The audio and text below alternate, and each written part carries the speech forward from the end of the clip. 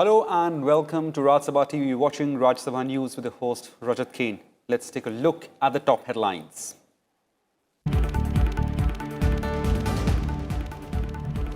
Well, Agriculture Minister Narendra Singh Tomar responds to farm laws debate in Rajya Sabha, says farmer unions, opposition parties have failed to point out a single flaw in them. Prime Minister Modi expected a reply in the discussion on Monday.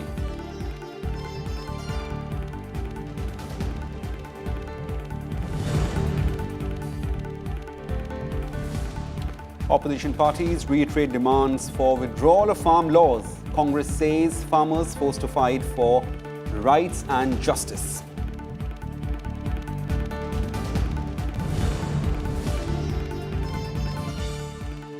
Parliamentary Affairs Minister V. Muralidharan apprises Rajya Sabha of government business for next week. House to take up general discussion on Union Budget from Monday.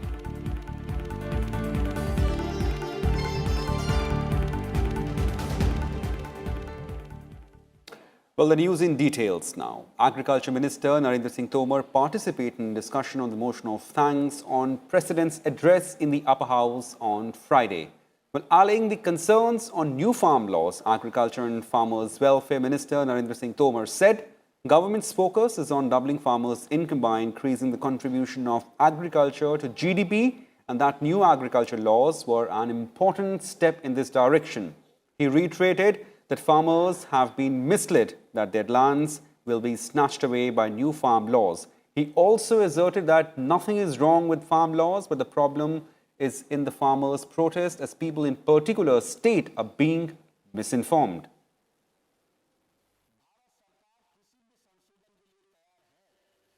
इस कानूनों को काले कानून भी जोर देकर कहा, लेकिन मैं आजाद साहब और आनंद भाई आपको बताना चाहता हूं कि मैं किसान यूनियन से भी 2 महीने तक यही पूछता रहा कि कानून में काला क्या है, एक मुझे बताओ तो मैं उसको ठीक करने की कोशिश करूं। मैंने गौर से सुना कि कानून खराब है, कानून को रिपील कर दीजिए, वो हो ही जाएंगे और ऐसा वैसा सब लोगों ने अपनी बात की और करना भी चाहिए उन्हें, लेकिन कानून के प्रावधान को यह किसान के प्रतिकूल है, यह कम से कम किसी ने बताने की कोशिश नहीं की। किसानों को इस बात के लिए बरगलाया गया है कि यह कानून आपकी जमीन को ले जाएंगे। मैं कहता हूं कॉन्ट्रैक्ट फार्मिंग के एक्ट में कोई एक प्रावधान बताए, कॉन्ट्रैक्ट फार्मिंग एक्ट का कौन सा प्रावधान है जो प्रावधान किसी भी व्यापारी को उस किसान की जमीन छीनने की इजाजत देता है।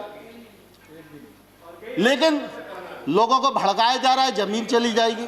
जहां पर भी एक्ट में अगर कॉन्ट्रैक्ट फार्मिंग का प्रावधान किया है, कॉन्ट्रैक्ट मूल्य का प्रावधान किया है, कॉन्ट्रैक्ट मूल्य से फसल का मूल्य बढ़ेगा सीजन पर तो उसका बोनस के रूप में हिस्सा किसान को मिलेगा, ये प्रावधान किया गया है। और किसान इस एक्ट से कभी भी बाहर हो सकता है, व्यापारी कभी भी बिना पैसे दिए इस एक्ट से बाहर नहीं हो सकता। भारत सरकार नरेंद्र मोदी जी का नेतृत्व पूरी तरह किसानों के प्रति प्रतिबद्ध है, किसानों के प्रति समर्पित है। किसान आंदोलन के लिए हम लोगों ने लगातार उनको सम्मान देने की कोशिश की है, 12 बार ससम्मान बुलाकर बातचीत की है, एक शब्द भी हमने उनके बारे में इधर उधर नहीं बोला, संवेदनशीलता के साथ विचार किया है। लेकिन हमने ये जरूर कहा है कि आप प्रावधान में कहाँ गलती है विनम्रतापूर्वक हमारा ध्यान आकर्षित करिए।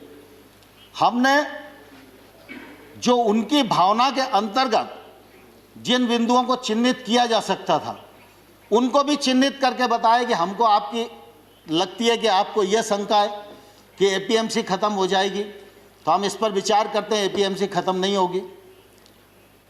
हमने एक के बाद एक उनको प्रस्ताव देने का भी प्रयत्न किया, लेकिन मैंने साथ में यह भी कहा कि अगर हम भारत सरकार किसी भी संशोधन के लिए तैयार है, इसके मायने ये नहीं लगाना चाहिए कि किसान कानून में कोई गलती है। ट्रेड एक्ट में ये प्रावधान किया कि एपीएमसी के बाहर जो एरिया होगा वो ट्रेड एरिया होगा। अब एपीएमसी के भीतर राज्य सरकार का टैक्स है, एपीएमसी के बाहर केंद्र सरकार का एक्ट है। केंद्र सरकार का एक्ट टैक्स को खत्म करता है और राज्य सरकार का जो एक्ट है वो टैक्स देने के लिए बाध्य करता है। तो जो टैक्स ले रहा है और लगा रहा है और बढ़ा रहा है, आंदोलन उसके खिलाफ होना चाहिए या जो टैक्स फ्री कर रहा है उसके खिलाफ होना चाहिए। Well, the upper house resumed discussion on the motion of thanks on President's address for third day today. Farm laws dominating discussion, for which the House has allotted 15 hours. Members of Treasury benches asserted that new farm laws were passed after extensive deliberations in Parliament and that doors are always open for farmers to resolve the issue amicably. However, the opposition urged government to withdraw the 3 farm laws. India's fight against COVID-19 pandemic was also highlighted during the discussion. The motion of thanks on President's address was moved by BJP MP Bhubneshwar Kalita and was seconded by BJP MP Vijaypal Singh Tomar in the upper house on Wednesday. Meanwhile, Prime Minister Modi is expected to reply to the discussion on Monday.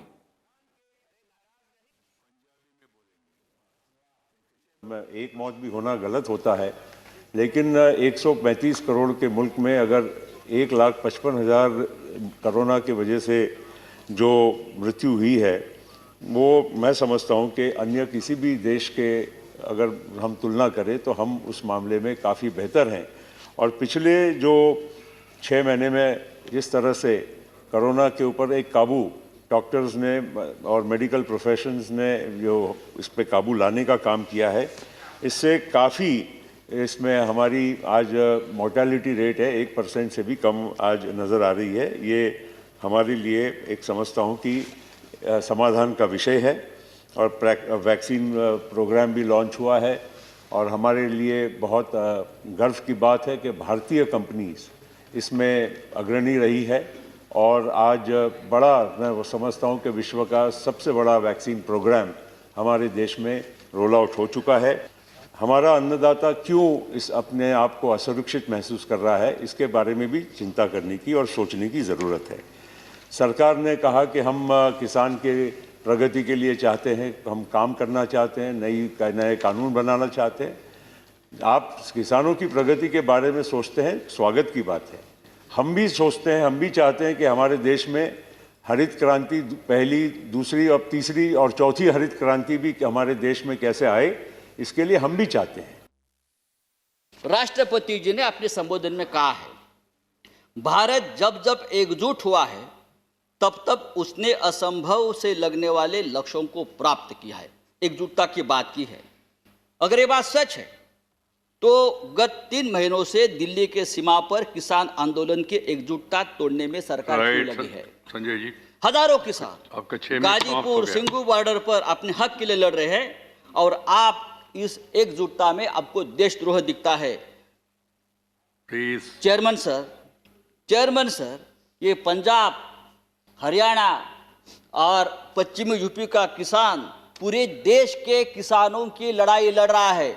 वो सिर्फ 3 राज्यों की लड़ाई नहीं है और पूरा देश उनके साथ है, तो उनको देशद्रोह कहना ठीक नहीं। ये पंजाब का किसान, हमारा सिख भाई, जब मुगलों से लड़ा तो हम उसे योद्धा कहते थे, जब अंग्रेजों से लड़ा तो हम उसे देशभक्त कहते थे।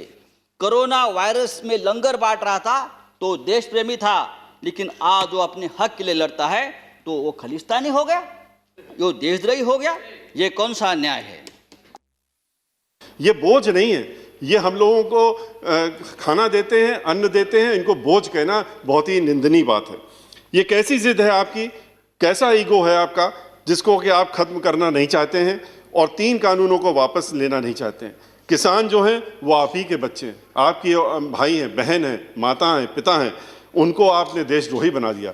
उनको आपने कह दिया कि ये तो टेररिस्ट हैं और मीडिया के माध्यम से, मीडिया को इस्तेमाल करके, क्योंकि मीडिया भी 10% को छोड़ दीजिए तो बाकी सब जो है इंडस्ट्रियलिस्ट के हाथ में है। और उनको आपने उन 10% के ऊपर भी इतनी दहशत फैला रखी है कि मीडिया को आज आपने एक पिंजड़े में बंद तोते की तरह बना दिया है कि जो उसको पढ़ाया जाएगा, जो रटाया जाएगा, वो मीडिया का व्यक्ति वही बोलता रहेगा दिन भर, और आपसे भी चाहेगा कि आप यही बोलिए। इन 3 कानूनों से किसान को भय लगता है, और सही भय लगता है। उनको भय लगता है कि आप इनकी ज़मीनें हमेशा के लिए इनसे छीन लेंगे। आप जिस तरीके से कुछ चुनिंदा इंडस्ट्रियलिस्ट के हाथों में एक एक चीज़ को बेच रहे हैं, चाहे रेल हो, तेल हो, गैस हो, ज़मीन हो, आसमान हो, आपने सब चीज़ें इनको बेचने का काम, अब तो आपने नदी किनारे पोर्ट्स भी बेचने का काम कर दिया, LIC को बेचने का काम कर दिया, आप बैंक को भी बेचने की तैयारी में आ गए। आपने कह दिया कि हम प्राइवेट बैंक भी और बेच रहे थे, अब आप सरकारी बैंक बेचने की बात कर रहे हैं। तो किसान भी डर रहा है कि उनका क्या होगा। I want to raise this MP lads issue. When the COVID issue came, first thing what our Prime Minister done is just revoke the MP lads. In 2004, when I came here first in this Rajya Sabha, we used to get 5 crores so that we could make around more than 750 classrooms. I am telling you approximately. But now with the 5 crores, we can only make something around 50-60 classrooms. But still, that is revoked, and even the money which is due to us in 20, it is not given. Please reinstate the MP lads funds. Vaccine first, because of political reasons and all, it is only given to medical and service people. But for us, even in our hospitals, people are not there to receive the vaccine. That is the situation. So in that place, at least you please request our Prime Minister to give to the first phase itself, at least to MPs and MLAs and Panchayat members. In act से sir बड़ी बात है कि states की power है, agriculture state subject है, लेकिन federal system को नुकसान हो रहा है।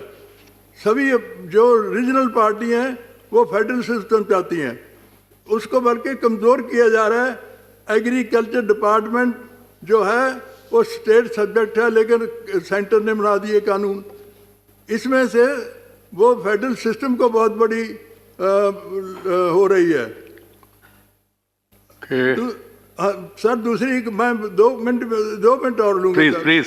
हाँ, एक तो अगर मैं समझता हूँ अभी आखिर में मैं ये कहना चाहूँगा कि प्रधानमंत्री जी को इनिशिएटिव लेना चाहिए और रिस्पेक्टफुल वे से उनके साथ बैठ के बात करके मकानी चाहिए, और प्रधानमंत्री जी खुद इनिशिएटिव लें तो बात ये बन सकती है। बड़ी बात चल रही है कि एमएसपी जो है पहले भी कोई तरीका नहीं है उनका। वैसे सरकार जो मर्जी है, कभी 5 रुपए दे दे, कोई 50 रुपए दे दे, लेकिन उसका कोई नहीं। ना स्वामीनाथन कमीशन की रिपोर्ट लागू की गई है और ना ही सर किसान कहते रहे कि एग्रीकल्चर यूनिवर्सिटियों ने जो रिपोर्ट दिया उसके मुताबिक दिया जाए, ठीक, और या फिर प्राइस इंडेक्स के जोड़ा जाए, लेकिन तीनों में से किसी से नहीं जोड़ा गया। मेरी एक है कि इसको आप एमएसपी को कोई साइंटिफिक तरीके से शुरू करें और उसको पक्का करें। कई बार मैं सुनता रहा 2019 के चुनावों के बाद कि ये मोदी मैजिक है, ये मोदी मैजिक है। मैं बताना चाहता हूं कि इसमें मैजिक नहीं, ये मोदी मेहनत है। ये किए हुए काम का फल हमें मिला है, और इसको अगर आप थोड़ा सा तरीके से देख पाएंगे तो मैं मानता हूं कि आपको समझेगा कि ये मैजिक नहीं है। राष्ट्रपति जी के भाषण में कई सारी बातें आई है, और विकास के जो विभिन्न मोर्चों पर हम तीव्र गति से आगे बढ़ रहे हैं उसका काफ़ी अच्छा और वर्णन और उसके काफ़ी सारे संदर्भ उसमें आए हैं। कई सारी बातों का जिक्र किया जा सकता है, समय की मर्यादा है, मगर मैं जानता हूं कि विगत कई सालों में, जैसे एक जमाना था कि हमारे देश के जो सबसे पिछड़े जिले थे उनको हम बैकवर्ड डिस्ट्रिक्ट्स कहते थे, हमने उसको एस्पिरेशनल डिस्ट्रिक्ट में परिवर्तित किया है। और ये केवल शब्दों का खेल नहीं है, उसके लिए काफ़ी कुछ काम भी किए हैं।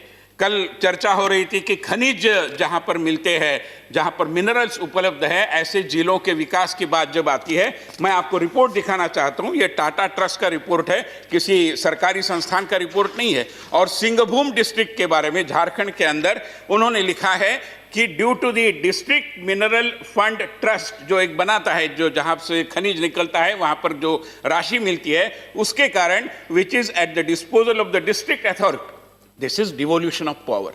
हमने डिस्ट्रिक्ट अथॉरिटी पर दे दिया है, किसी राज्य में किसकी सत्ता है इसका विषय नहीं है। A situation of delay in fund flows for planned activities does not arise. Unlike scheme funds, the district has full control over the flow of funds from the DMFT. This is what is good governance.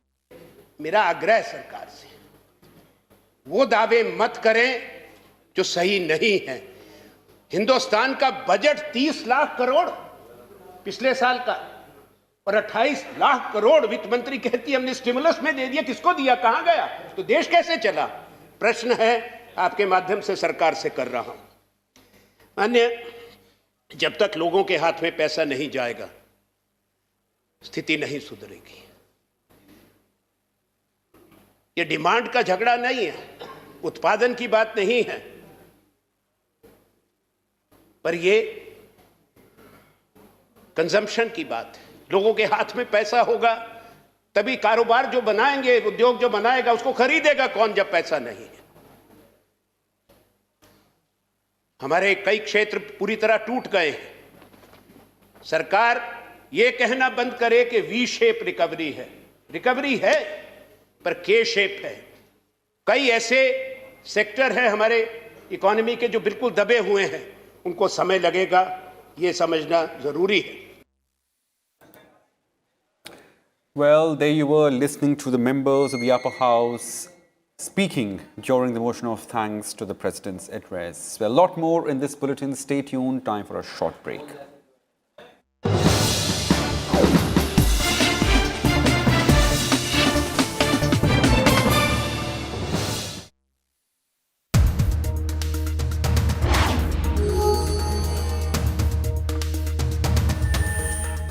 Do you know which act created National Commission for Safai Karmcharis?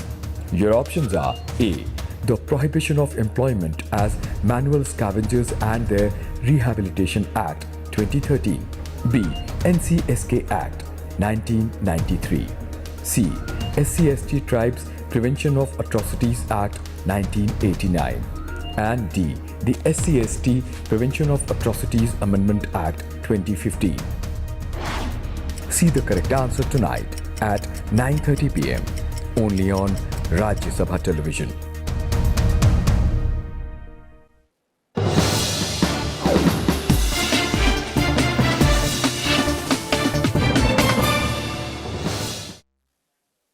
Welcome back. You're watching Rajya Sabha News. The discussion on motion of thanks on President's address continued with members of several other parties presenting their points. Let's listen in.